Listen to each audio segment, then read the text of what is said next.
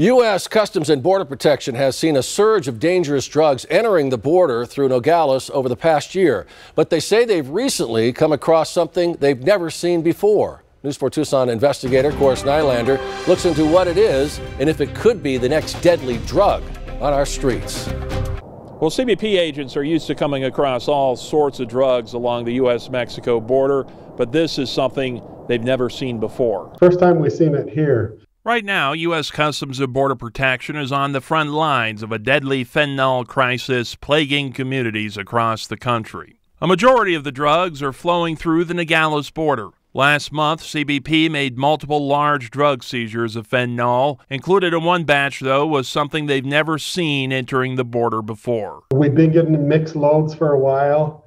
That's usually, fentanyl with fentanyl powder and a little cocaine or meth. We are seeing a little bit of a change.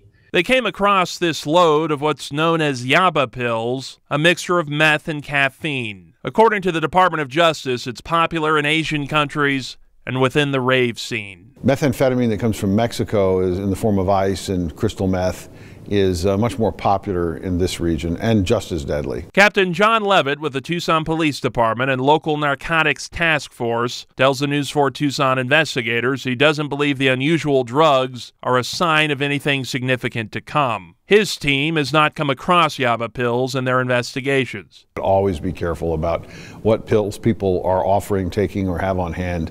Never take a pill that doesn't come from a licensed pharmacist across the counter from that pharmacist. It's clear fentanyl remains the biggest threat right now. Teresa Guerrero knows that all too well. Her son died after using cocaine laced with fentanyl. He was on the ground with about 6 paramedics around him trying to revive him. Kept screaming, crying, praying, and asking them, is he okay? Is he revived? To no avail. Whether it's fentanyl or yaba pills, she wants parents to be aware of what their children are doing and wants harsher sentences for drug dealers. They're killing our kids for money, and I always say, we will never find out most likely who did this to my son, but I know that we'll get justice with God in the end.